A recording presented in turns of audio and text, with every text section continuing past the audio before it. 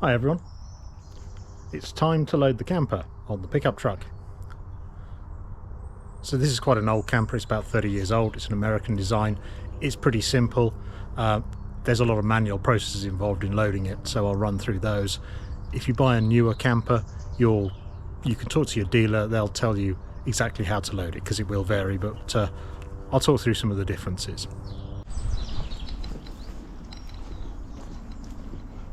Over winter I keep a solar panel on it, or not just over winter but when I'm not using the truck. So if we disconnect that first,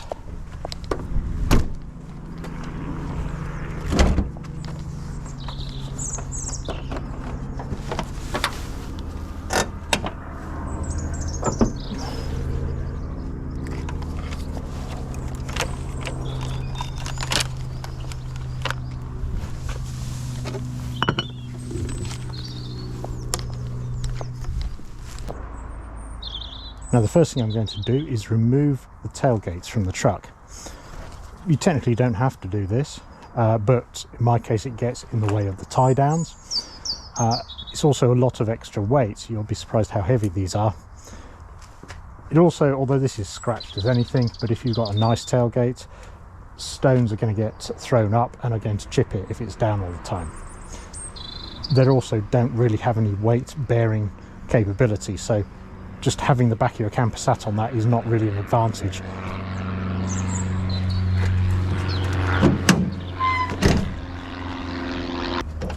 Now this is a particularly easy truck for that because there's no reversing camera or any complicated electronics.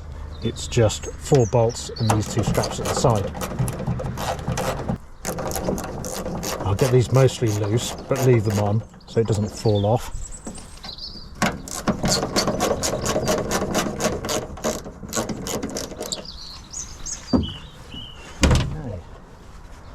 Now we can disconnect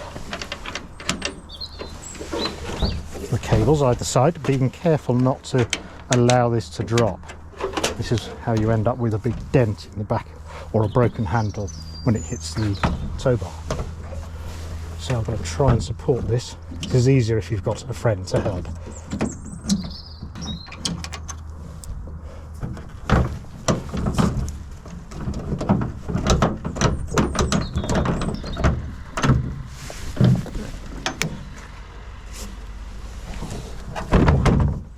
So don't lose them, I'll just screw them back in. And we can now move this to put this in the garage somewhere safe. Now I need to make sure there's nothing I'm going to reverse over. So let's pull this cable out of the way. Now the standard mirrors on the pickup truck are too narrow to allow you to see past the camper, so I've got these towing mirrors. That's the wrong one.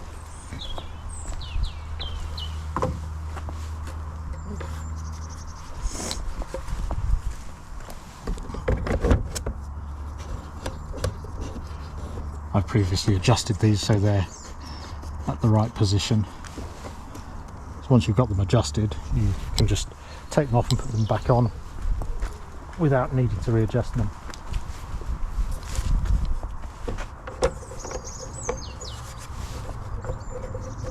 Now, because of the type of jacks this camper has, I don't trust it to sit on these 4 spindly jacks swaying in the wind over winter. So I always lower it down so that the weight is distributed between the 4 jacks and a couple of sort of saw horses.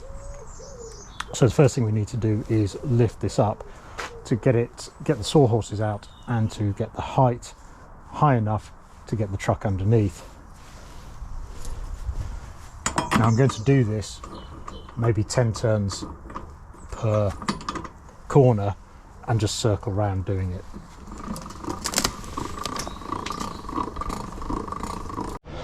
So once I've got a bit of clearance, I can then pull these stones out.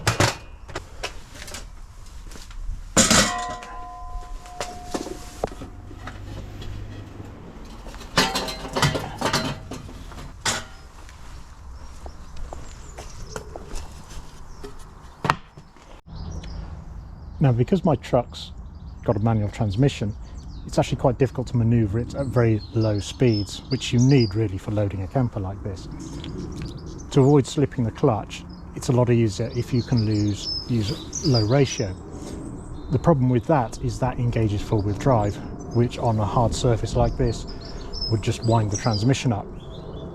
So I've got a hack on the electrics of the front drive unit, which allow me to isolate that, so when I engage four-wheel drive it doesn't actually engage the axle, so I've only got rear-wheel drive. So that means I can then put this across into 4 low. It's actually 2 low. Obviously you don't want to be using a heavy right foot when doing this, because all the torque is now going through the rear axle.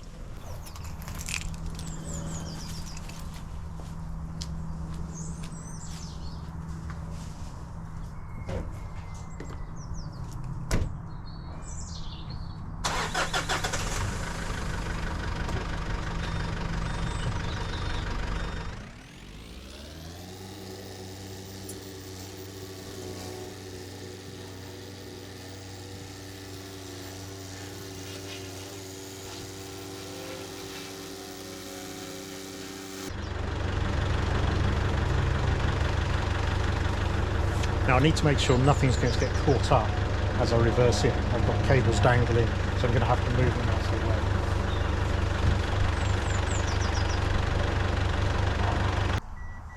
Okay, I can see I need to lift this up a bit further because it's not going to go on.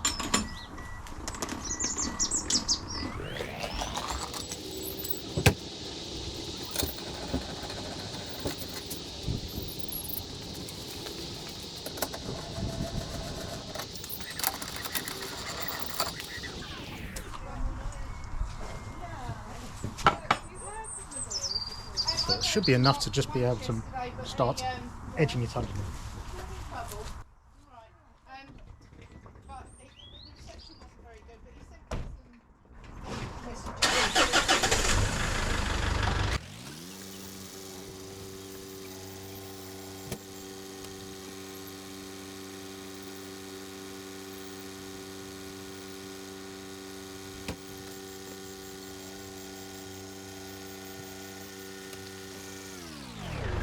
I prefer to do just a little bit at a time and check it as I go.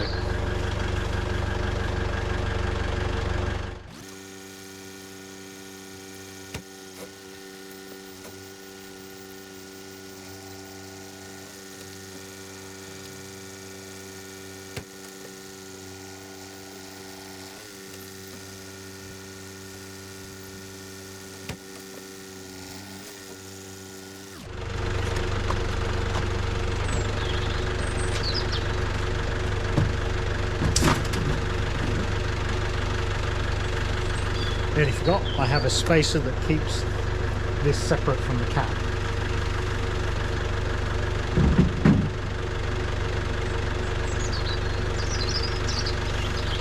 Otherwise the ladder rack will hit the front of the cab.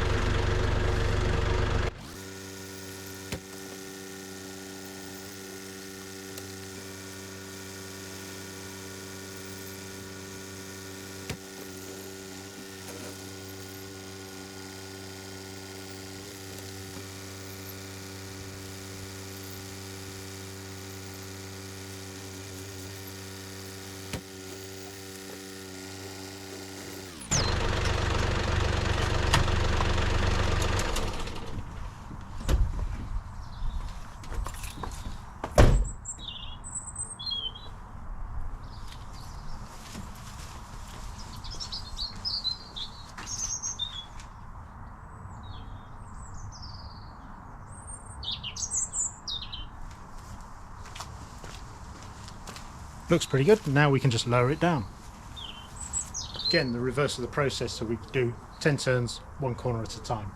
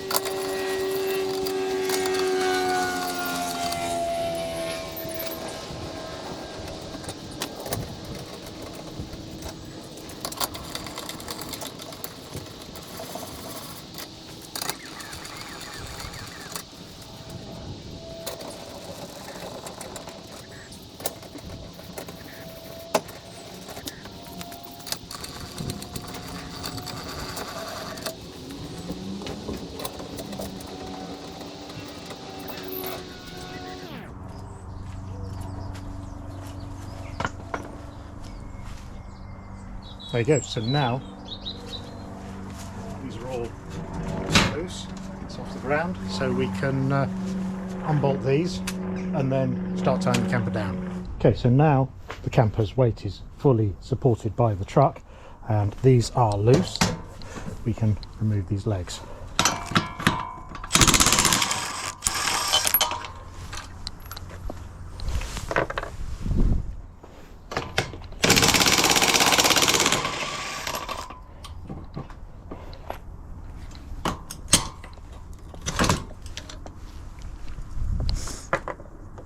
I've actually left the impact driver at the lowest torque setting.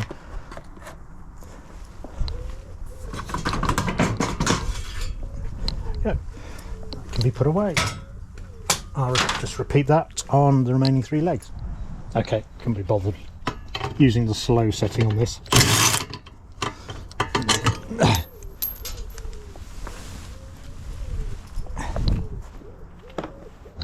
Now you may notice I'm taking these jacks off and just putting them away in the garage. When we first had this camper, I used to actually travel with the jacks just in case, but it's a load of extra weight and we never needed them. So now I just leave them at home.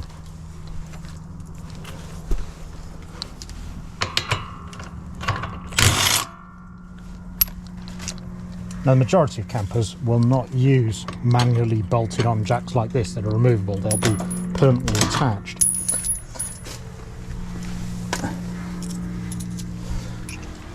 You just have to be very careful if you've got those, that this metalwork that's dangling outside doesn't catch on things, because it'd be very easy to catch that on the scenery and do a lot of damage to your camper. Now this is actually probably a worst case scenario. If you can see the extra width here, that's because this camper was designed to go on a Ford F-250 or a GMC 2500, so a full-size American pickup truck. We've got it on a much narrower Ford Ranger, so you've got a lot more space here, so if we left the jacks on facing down, they'd be very vulnerable. Now I have the jacks out of the way, I can start attaching the tie downs. So here I'm using a method which is sort of common for American style campers, which is externally chained tie downs. Often you'll have some sort of spring loaded device here. A lot of the European ones bolt in from the inside onto the frame.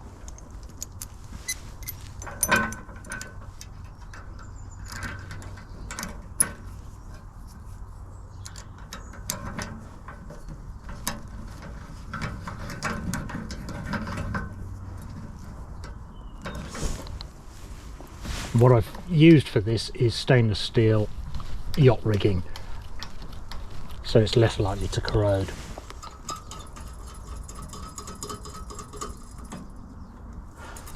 After we've done a few miles, I'll recheck the tension, because everything tends to settle down a bit and these go a bit loose.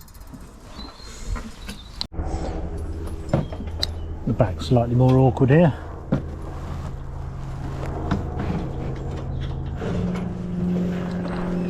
The tie down here at the back's a bit less important. So if it looks a bit rough, it is.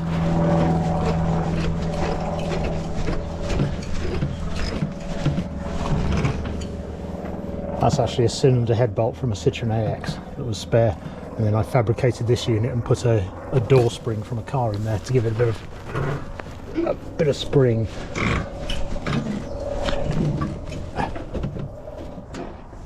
Now we've done that, we can deal with some of the bits and pieces here. I have a hose here that empties this is a grey water tank that I built. So I can just tuck that hose away. Now connect the electrics.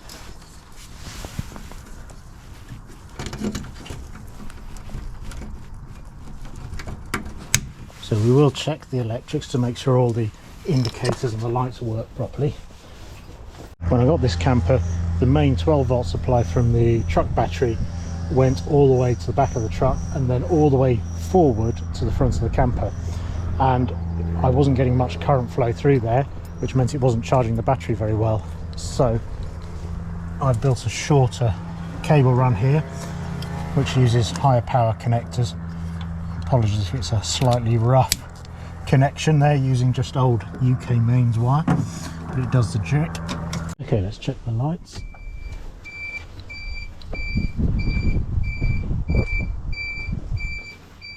Yep.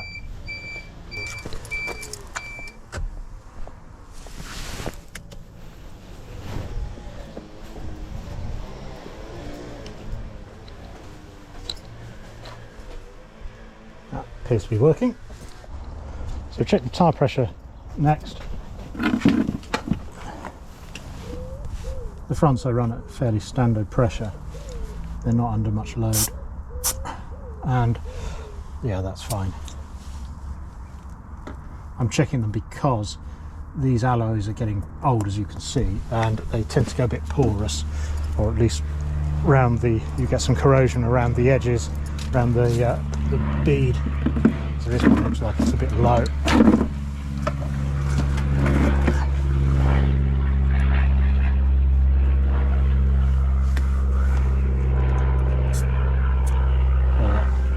Very low. Ironic really, because this is a better wheel.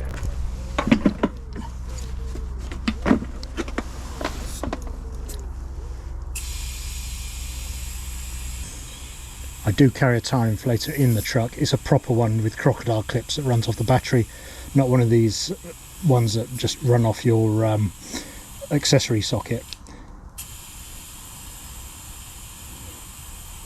Because these tyres do take a lot of air to inflate. So if you've been in the desert, for example, and you need to drop them down to sort of 10-15 psi and then pump them up afterwards, you'll probably burn out one of those little tyre inflators you get from your auto store. Yeah, a bit more.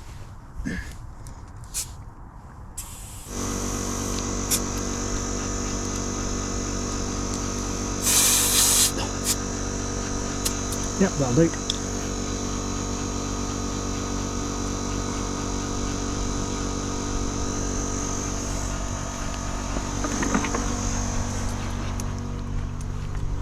Now the rear tyres are a different thing altogether. These are light truck tyres, LT related tyres, and if you look at the truck's manual, it'll tell you something like 35 psi all round. But that is not assuming the sort of loads you have on the rear axle here. So you need to look at what the maximum tyre pressure is for these tyres, and it'll say on the rim here, and it'll say what load it can support at that tyre pressure. And then you can prorate that to work out, given your axle loads, what tyre pressure you should run this of. I would not run these at 35 psi, because not with this load on, because you're likely to end up with tyre damage, possibly a blowout, some other sort of failure that could be catastrophic. Now, because I've been driving the truck around unladen for a few months, I probably let the drop the tyre pressures down for comfort. Yeah, not by too much, but I have. So I know, given the weight of this, the axle weight, I'm going to put about 55 psi in here. So if you go to the garage or go to the tyre shop and need new tyres, you need to remind them that there's a reason why you're not putting 35 psi in, or at least pump it back up yourself afterwards.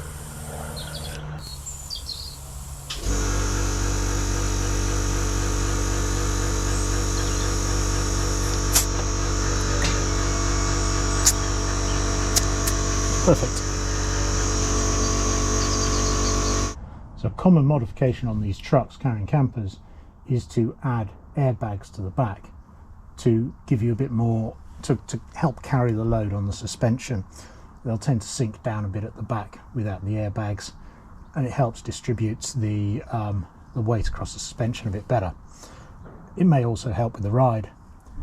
Now, there's a minimum level of air pressure you need to put in. I think it's something like 7 psi to keep the bag in a decent shape. Most people will put a lot more than that in. I tend to keep it down to 15 to 20 psi. I know people will do like 80, 90 psi. My concern about doing that is if you need that level of air pressure, then it's it's probable that you just have too much weight behind the rear axle, and trying to cope with it by increasing the pressure in your airbags is really turning them from a suspension component to almost a fulcrum, and so the whole truck is trying to pivot around that suspension component, and you could potentially cause a chassis failure, and that does occasionally happen on these. So I know that left bag is on 20. This one's a bit low. I'm going to put a bit more in. You see it immediately rise. I'll put a bit more in the left because I measured it. Every time, because the airbags are quite small, they don't carry the sort of amount of air that a tyre does. The moment you put a gauge on to measure it, you lose some of that air. So I'll just put a little bit back in. Now, if you're really flash, you can take these lines to the cab. You can fit a compressor, or you can take them to the engine bay, fit a compressor, and have controls in the cab so you can increase or decrease the pressure as you go. That's a bit too flash for me, so I've just used the old manual method of taking them to the back of the load bed here. So next thing to do is take it for a little test drive. Well, I'll take a little break and oil the chains of the mountain bikes now that they've probably dried off.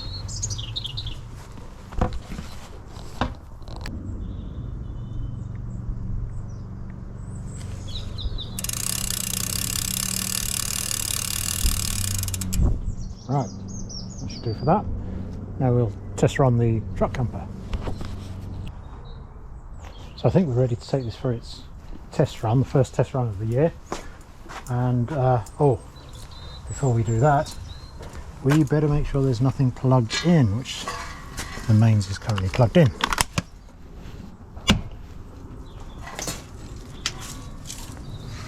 So I have a quick visual check. Nothing else is attached.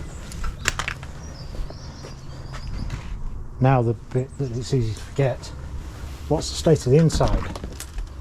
Yep, as I suspected, everything is open. So we're going to lock everything down, make sure it doesn't, we don't end up with broken bottles of sauce or soup strewn around the camper because we've left things undone. So that's closed. It's in its front position. Right, it's properly closed. It's closed.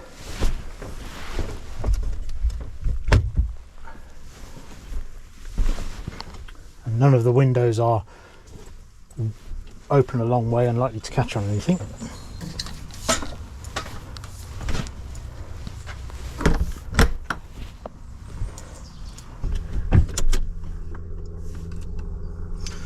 Okay, so let's see what this is like now. Just check everything's properly secured.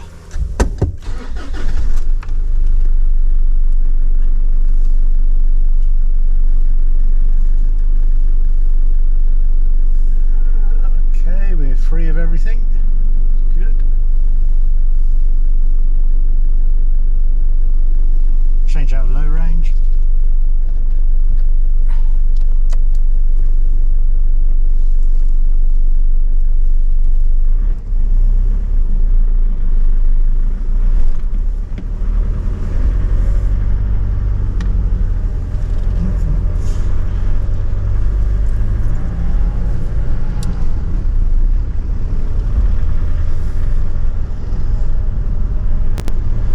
This is where you have to remember that you've got this large mass sticking out the sides, because you're driving the truck, which you might drive normally every day, and it's a lot smaller normally, so you've got to remember you've got all this on your back. Plus it doesn't handle quite the same.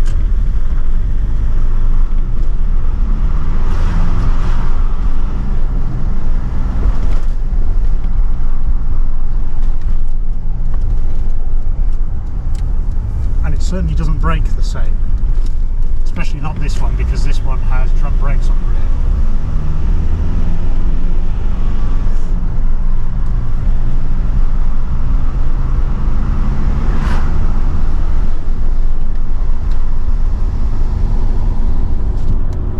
Another thing you need to remember regarding airbags is that if you pump up the rear of the truck or the rear suspension too much to make it completely flat, the brake apportioning valve won't know you've got any load on the back, and therefore it won't apportion much braking effort to the rear axle, so you're going to lose out on some braking effort.